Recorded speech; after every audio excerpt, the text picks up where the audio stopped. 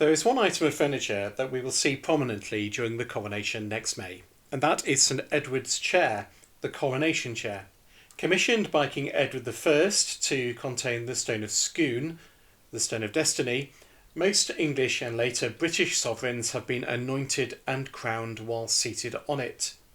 In this video, I'm going to look at the history and significance of the chair before moving on to look at the elaborate, sadly mostly now lost, decoration of this iconic piece of 700-year-old furniture, focusing on the symbolism of the decoration and how the chair and its decoration relates to a particular aspect of the wider furnishing of Westminster Abbey and what that has to say about English kings' conception of their office. Now, there are things in this video which you probably think I've missed out. For example, I'm not going to talk about the wider architectural setting of the chair or the other chairs and thrones used in the coronation service. That will come in successive videos. If you enjoy the videos on my channel, do please take the time to subscribe and share. If you'd like to support my channel, you can do so at PayPal or on the website Buy Me a Coffee. Details are below in the description box and there are links on the homepage. Well, currently St Edward's chair is placed at the west end of the south aisle of Westminster Abbey, at the south aisle of the nave, and it has been there for 10 or 15 years.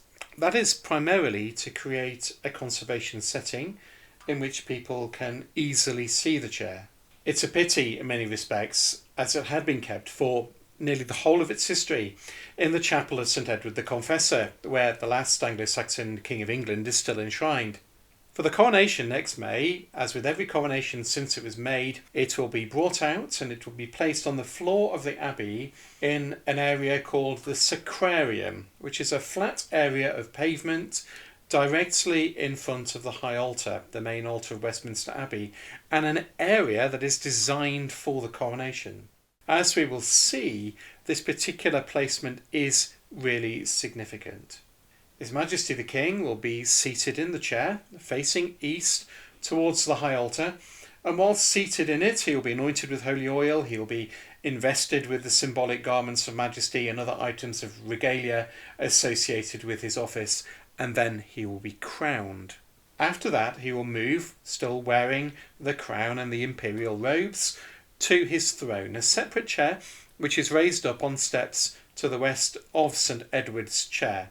But that's for another video. And St Edward's chair was designed for this very purpose.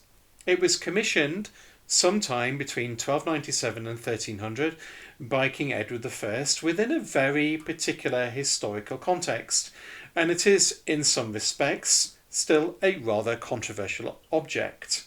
Edward I, known to history as the Hammer of the Scots, a title that is written prominently on his tomb in Edward the Confessor's chapel, had been engaged in a long campaign to subjugate and place Scotland under his overlordship. In 1296 he invaded Scotland and he defeated the Scottish army of John Balliol at Dunbar.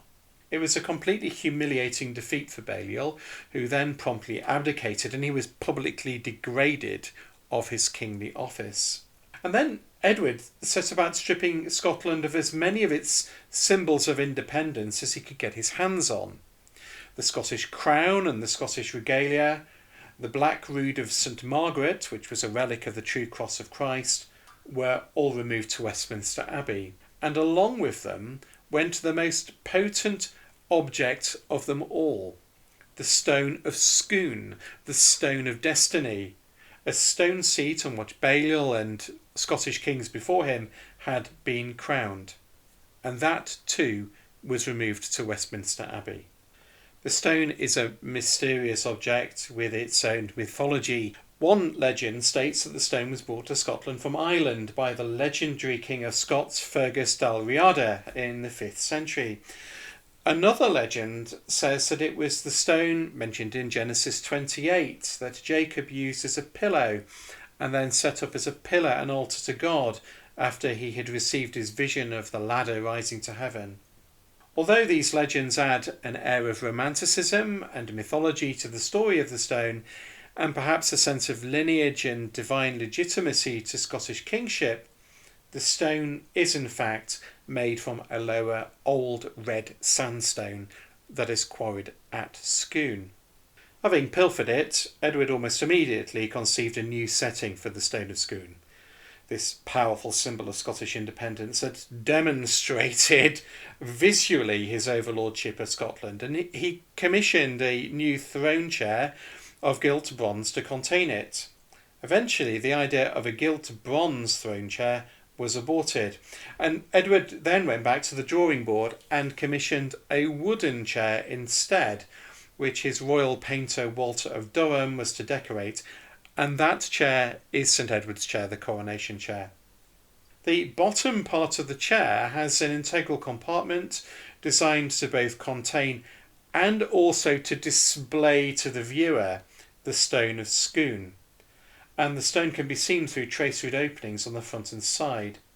Recent research during conservation suggests that the stone was set in the chair in such a way that it originally formed the seat of the chair, and only later, in the 16th century, was this covered with a wooden board.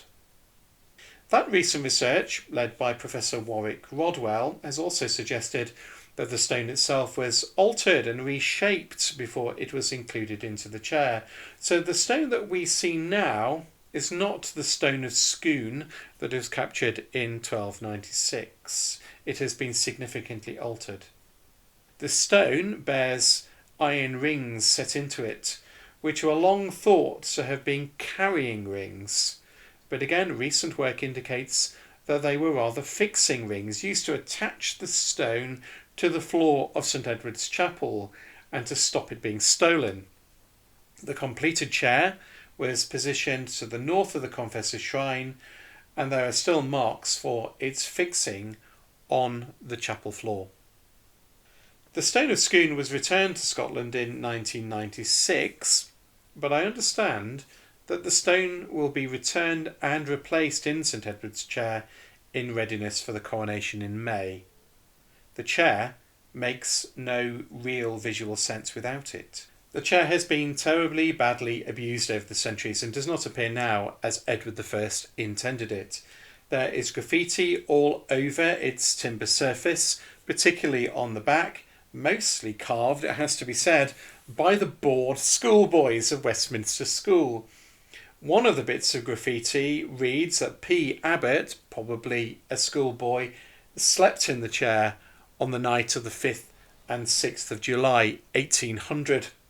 There was an attempt to make the chair look a little more presentable, ready for the coronation of Queen Victoria, and it was covered in brown paint that has now, thankfully, been mostly removed. The Stone of Schoon has also been damaged over the years, with people scraping bits off it as souvenirs, and it has been subject to a series of hammer blows, perhaps during the English Reformation. And of course, it was stolen by Scottish nationalists in December of 1950, only being returned the following April. During their removal of the stone, not only was the chair badly damaged, but the stone itself was dropped and cracked into two pieces. There have been attempts to restore it and tart it up over the centuries. The 4 Gilded Lions that support the chair now are not the original. These date from 1727, and they replace a lion-supported base of the 16th century. The original late 13th century base was probably lower and more solid, for the present raised base makes it necessary to provide steps for the sovereign's feet. Just as an aside, when William and Mary came to the throne at the Glorious Revolution in 1688, they were proclaimed joint sovereigns. They could not both be crowned in St Edward's Chair at their coronation in 1689, so a second chair, a replica of St Edward's Chair, was made for the Queen. When first made, the chair was covered in elaborate decoration, the work of Walter of Durham. It was gessoed, it was painted, and then a lot of it was gilded. On the back of the chair, Walter of Durham painted a large figure of St Edward the Confessor, enthroned and holding in his hand a representation of Westminster Abbey that he founded. so that when the medieval kings were enthroned on the chair, they were visually occupying St Edward's seat. The figure of the confessor has more or less gone, but there are some areas of the decoration that remain and give us an indication of just how exquisite the chair would have been when first made. It was a golden throne. Parts of the gilded throne that the confessor was shown seated on the back of the chair, was decorated with gold birds amid trails of oak leaves. The traceried panels of the side and back had further gold embellishment with trails of foliage. The back of the seat had a pedimented top, and this was decorated with architectural motifs. There were two pinnacles on either side, which are now sadly in a sorry state, and the peak of the chair was surmounted by a large finial of gathered leaves, all of these elements gilded solid.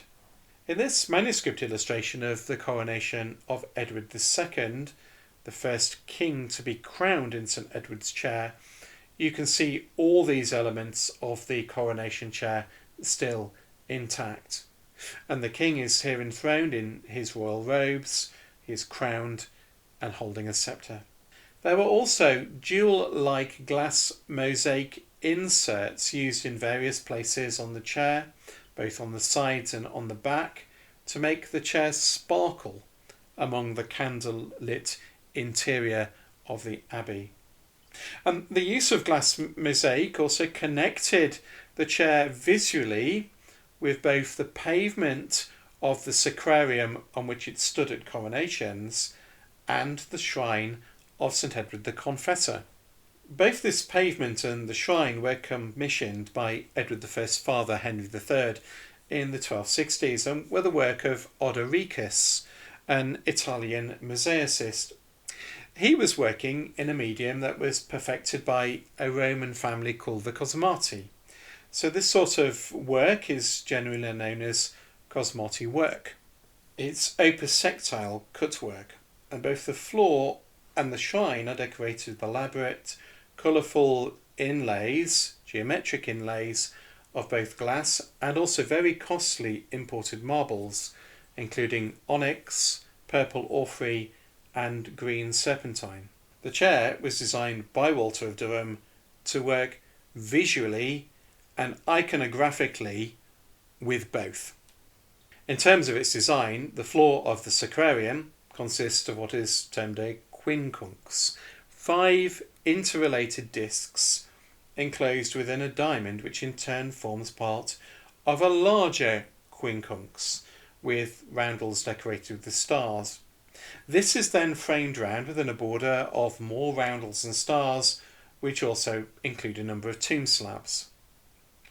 The work on the sacrarium floor was completed in 1268, and the whole design, as a damaged inscription on it demonstrates, is intended to symbolise the universe. The spherical globe here shows the archetypal macrocosm, the inscription says. The central roundel of the floor represents the Earth, set within the other planets and the wider cosmos. This roundel of the Earth is made of precious onyx, and it marks the spot where the feet of the sovereign rest as they are seated in St Edward's chair. Now, to the medieval mind, the Earth, rather than the Sun, was the centre of the universe, and the Sun and the planets orbited around the Earth. And in the polity of medieval England, the king was also the centre of his own little microcosm, the English state, with the nobles and the lower classes, the planets, orbiting around him. So to place the chair in that central position is a clever piece of symbolism and also political theatre. As the king receives the crown and regalia and is anointed as sovereign, he has the world and the universe at his feet, and he becomes the centre and also the embodiment of the cosmos in miniature that was the medieval kingdom of England. Now, this extraordinary floor has been covered with a carpet at all coronations since the 17th century, although the coronation chair has still occupied the central spot to the west of the onyx roundel with the sovereign's feet on top of it. But sadly, the use of carpet has divorced the chair from its important visual and symbolic context. But in 2002, the floor was thoroughly conserved for the first time in many years, and it is now stable and permanently uncovered. Perhaps in May, at the coronation, we will see the whole ensemble as it was intended to be seen by Henry III and Edward I when it was first conceived in the 13th century.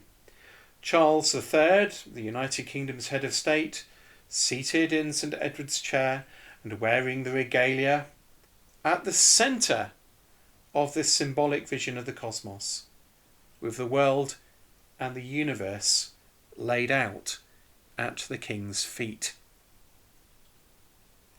Thanks very much for watching.